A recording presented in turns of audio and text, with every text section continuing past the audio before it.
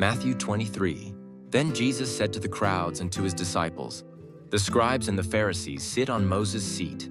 So do and observe whatever they tell you, but not the works they do. For they preach, but do not practice. They tie up heavy burdens, hard to bear, and lay them on people's shoulders. But they themselves are not willing to move them with their finger. They do all their deeds to be seen by others.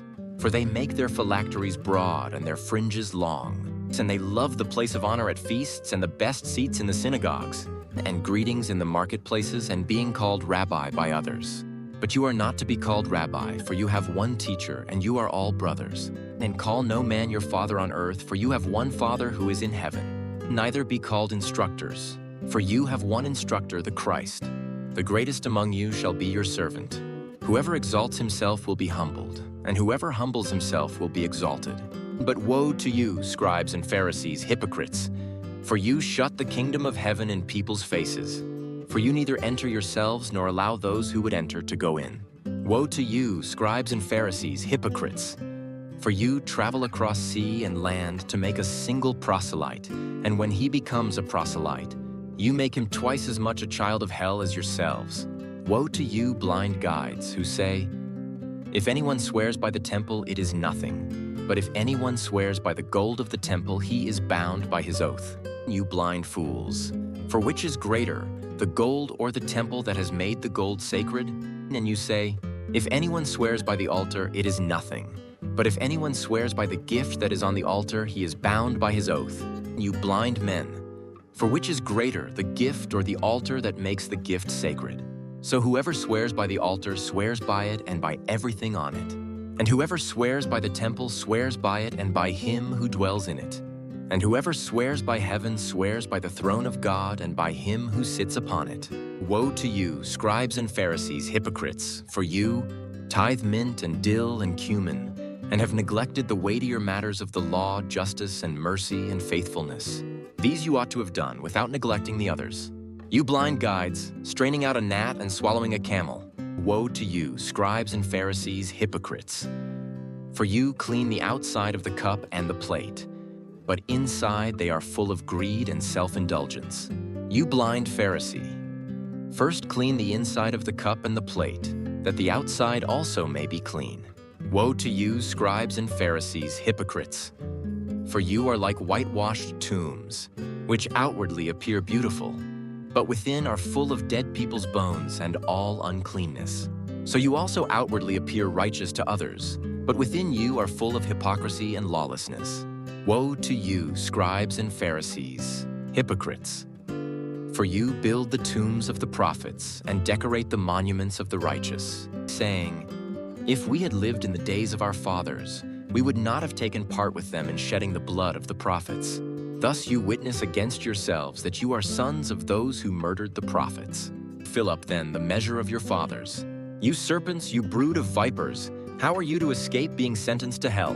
Therefore I send you prophets and wise men and scribes, some of whom you will kill and crucify, and some you will flog in your synagogues and persecute from town to town, so that on you may come all the righteous blood shed on earth, from the blood of righteous Abel to the blood of Zechariah, the son of Barachiah, whom you murdered between the sanctuary and the altar.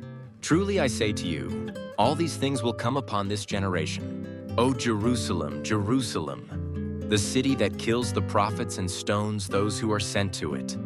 How often would I have gathered your children together as a hen gathers, her brood under her wings, and you were not willing. See, your house is left to you desolate.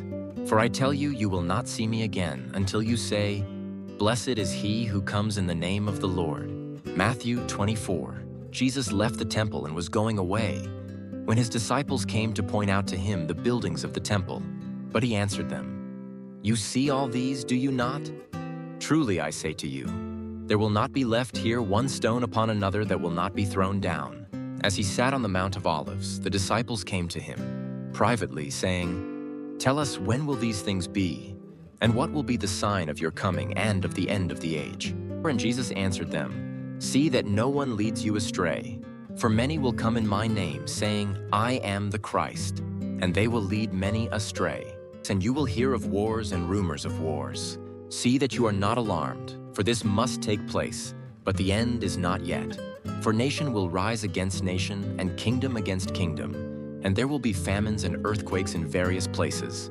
All these are but the beginning of the birth pains. Then they will deliver you up to tribulation and put you to death, and you will be hated by all nations for my name's sake. And then many will fall away and betray one another and hate one another.